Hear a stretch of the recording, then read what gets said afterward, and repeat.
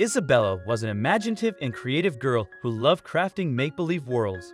Her stuffed animals became her companions in elaborate stories, and her imaginary friends felt as real to her as anyone else. One day, she told her parents about a twin sister at school. While surprised, they brushed it off as another of Isabella's fanciful tales, expecting her stories to fade over time.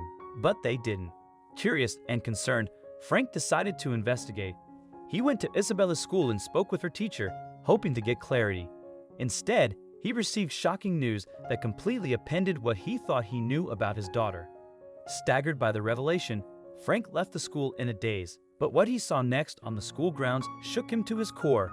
It was something so startling, so unexplainable, that it left him with more questions than answers and prompted him to take the drastic step of filing for divorce. Was Isabella truly imagining her twin sister, or was there more to her stories than anyone realized? What did Frank discover at the school, and how could it lead to the unraveling of his marriage? The truth behind Isabella's tales was far more complex than anyone could have imagined.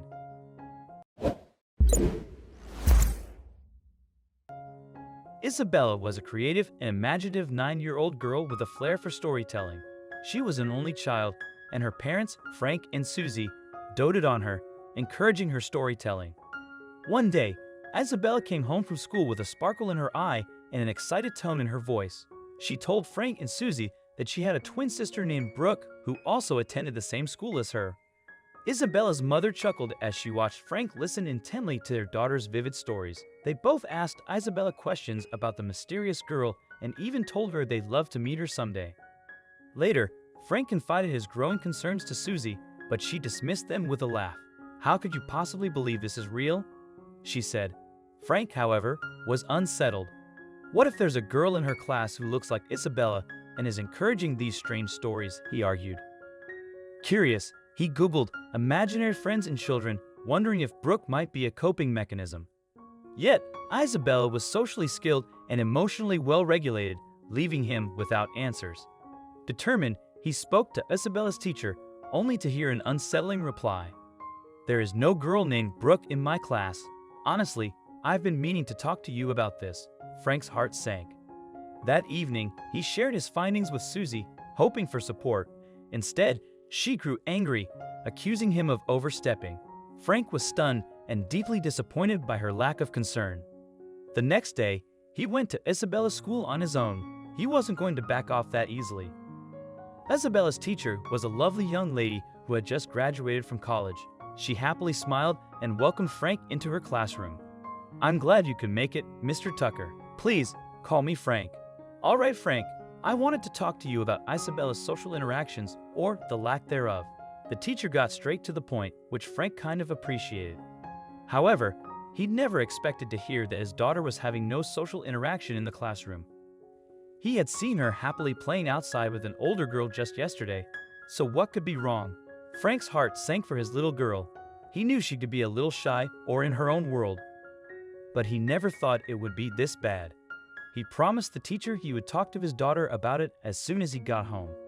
But on his way out of the school, he suddenly saw something that shocked him. There on the playground was a girl who looked just like his daughter. She was a bit taller than her, maybe, but other than that, it was a striking resemblance.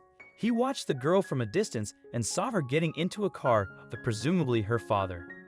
Consumed by curiosity, Frank ran to his car and followed the pair. Suddenly, he wondered if they had seen him. But if they did, why stay inside? Frank got lost in his own thoughts again as he stared at the pair from the windowsill. He imagined what they were talking about and couldn't seem to stop focusing on the eerie resemblance the girl had to his own little girl. After a while, he saw the girl and her father leave the house again, but this time they sat on the curb in front of the house. He started his car, ready to drive home, when suddenly the girl dropped her scooter and jumped up and down in the air. Frank saw two headlights coming their way and figured it was probably the mom arriving home. At first, he didn't want to give it too much attention, but then he noticed something. He had seen that car before. In fact, that was the same car his wife had. He then looked at the number plate. Frank couldn't believe his eyes. Was he seeing this correctly? Not only was it the same car, but it also had the same number plate. What was his wife doing here? This was too much for him to wrap his head around. He watched in shock as his wife stepped out of the car and hugged the little girl tightly. She walked over to the man and kissed him on the cheek. Frank's heart sank as he realized his wife had been lying to him all this time. He couldn't believe his wife would do something like this. How was it even possible? He knew for a fact that Isabella wasn't a twin. He had seen her birth himself. Even before Susie and the girl had gotten inside the house, Frank angrily stepped out of his car and slammed the door behind him. The family heard the loud bang of the car door and looked in Frank's direction. He could see the expression on his wife's face change instantly. Frank walked toward the trio, and the father quickly told the girl to get inside. Frank could see how guilty she was as she realized it was over. She had been caught in the act. "Frank?" she confusedly asked. "What are you doing?" "I could ask you the same question, Susie," he angrily replied. The other man, who could sense the tension between them, stepped in front of Susie. "Who are you?" he calmly asked, not wanting to start a fight. "I'm her husband. Who are you?" The man frowned and looked at Susie, clearly having no idea what was going on. "Oh, you didn't know?" Frank said. "Let me explain. Susie has been my wife for about 15 years. We even have a little girl, just like you, who's 9. She had been talking about a little girl named Brooke," Frank continued. "I'm guessing your daughter's name is Brooke?" Frank asked the man, who slowly nodded, still letting everything sink in. "Has your daughter ever talked about a girl named Isabella from her school?" Frank asked again. He could see the man piecing everything together, and then he turned to Susie. "Please explain, Susie.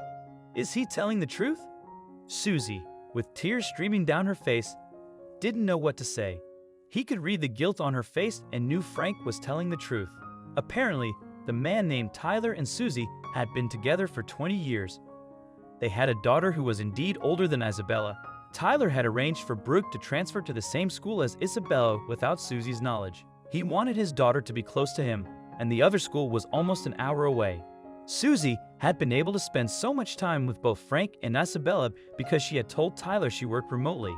She gave Frank the same story, but in reality, each work trip was a visit to her other family. Susie had tried to transfer Brooke to a different school, but Brooke, happy with her friends, resisted. Deep down, Susie knew her secret would eventually surface, and it did when their daughters ended up in the same school. Frank returned home, heartbroken, and hugged Isabella as she slept. He felt torn. He didn't want his daughter to grow up without a mother, but couldn't face Susie after her betrayal. In time, both Tyler and Frank divorced Susie, gaining custody of their daughters. Despite the pain, the two men stayed in contact, and their girls grew close, forming a wonderful bond. Susie, filled with regret, only saw the girls on weekends. Her guilt kept her from ever remarrying.